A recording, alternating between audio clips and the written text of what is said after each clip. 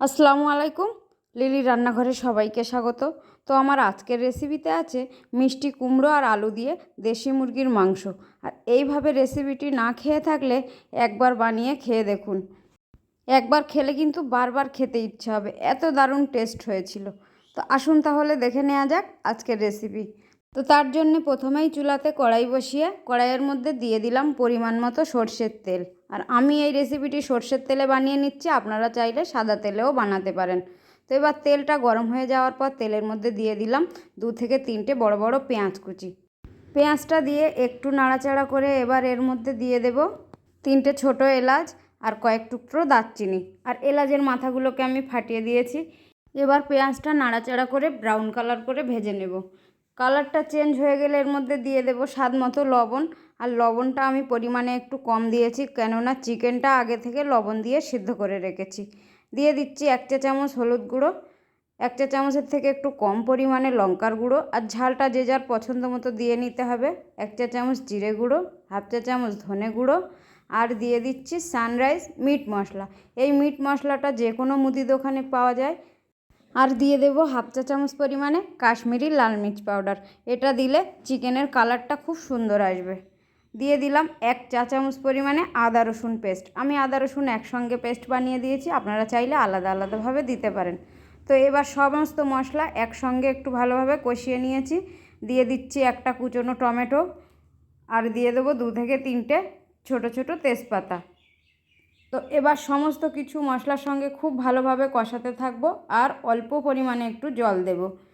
জল দিয়ে 1 মিনিট মতো মশলাটা খুব ভালোভাবে কষিয়ে নেব, যাতে সমস্ত কিছু খুব ভালোভাবে সিদ্ধ হয়ে যায়। তো মশলাটা খুব ভালোভাবে কষানো হয়ে গেছে, দেখুন বন্ধুরা, দেখে নিশ্চয়ই বুঝতে পারছেন। এবার এর মধ্যে দিয়ে দিচ্ছি আগে থেকে সেদ্ধ করে রাখা দেশি মুরগির মাংস। আর এই দেশি মুরগির মাংসটা অনেকটাই শক্ত হয়, যার কারণে আমি আগে থেকে একটু লবণ আর অল্প জল দিয়ে প্রেসারে 3টে সিটি মেরে সেদ্ধ করে নিয়েছি। দেশি মুরগির মাংসটা একবার এই প্রসেসে বানিয়ে দেখুন, এতটাই তুলোর মতো সফট হবে আর সময় লাগবে খুবই কম, আর খেতে হবে দারুণ টেস্টি। তো মশলার মধ্যে মাংসটা দিয়ে আমি 2 থেকে 3 মিনিট খুব ভালোভাবে কষিয়ে নেব। মাংসটা খুব ভালোভাবে কষানো হয়ে গেলে এবার এর মধ্যে দিয়ে দেব ভেজে রাখা আলু। আর আলু কুমড়ো আমি আগের থেকে লবণ আর হলুদ গুঁড়ো দিয়ে অল্প অল্প সাদা তেলে এই রকম লাল করে ভেজে রেখেছি। তো প্রথমে আলুগুলো দিয়ে দিলাম, দিয়ে আবারও একটু মাংসের সাথে নাড়াচাড়া করে খুব ভালোভাবে মিশিয়ে নেব। মেশানো হয়ে গেলে এবার এর মধ্যে অল্প পরিমাণ জল দিয়ে দেব। আর এখানে আমি মাংস সিদ্ধ করেছিলাম যে জলটা, সেই জল থেকে অল্প একটু জল দিয়ে দিলাম। দিয়ে আবার একটু নাড়াচাড়া করে নেব। নাড়াচাড়া করার পর মিডিয়াম আঁচে ঢাকা দিয়ে 5 থেকে 7 মিনিট পর্যন্ত রান্না করে নেব।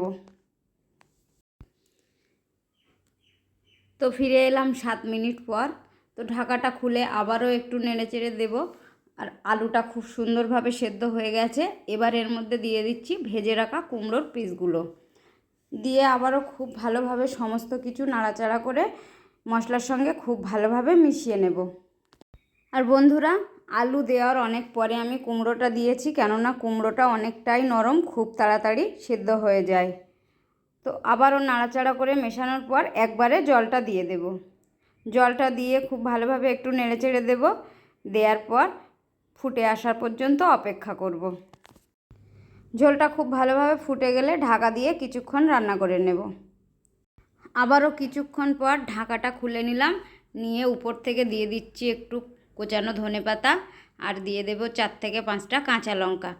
কাঁচা লঙ্কা দিলে মাংসের থেকে সুন্দর একটা ফ্লেভার চলে আসবে। তো এবার গ্যাসের চুলা অফ করে দেব। দিয়ে উপর থেকে ছড়িয়ে দেব একটু ভাজা মশলা। ভাজা মশলা দেওয়ার পর ঢাকা দিয়ে 5 মিনিট মতো রেখে দেব, তারপর সার্ভ করে নেব। তো দেখুন বন্ধুরা, দেখতে কতটা লোভনীয় হয়েছে। আর শুধু তাই নয়, খেতেও কিন্তু দারুণ টেস্ট। এইভাবে বানিয়ে একবার গরম ভাতের সঙ্গে বা রুটি লুচি পরোটার সঙ্গে খেয়ে দেখুন। দেশি মুরগির মাংস দিয়ে মিষ্টি কুমড়ো। আমি দেশি মুরগি দিয়ে বানিয়েছি, আপনারা চাইলে যে কোনো মুরগির মাংস দিয়েই বানিয়ে নিতে পারেন। আর রেসিপি ভালো লাগলে অবশ্যই লাইক কমেন্ট শেয়ার সাবস্ক্রাইব করার অনুরোধ রইল। তো বন্ধুরা দেখুন, মাংস আলু কুমড়ো গোটা গোটা কিন্তু কত সুন্দরভাবে সিদ্ধ হয়েছে। তো বন্ধুরা, আজ এখানেই বিদায় নিচ্ছি। সকলে অনেক ভালো থাকবেন, সুস্থ থাকবেন। আল্লাহ হাফেজ।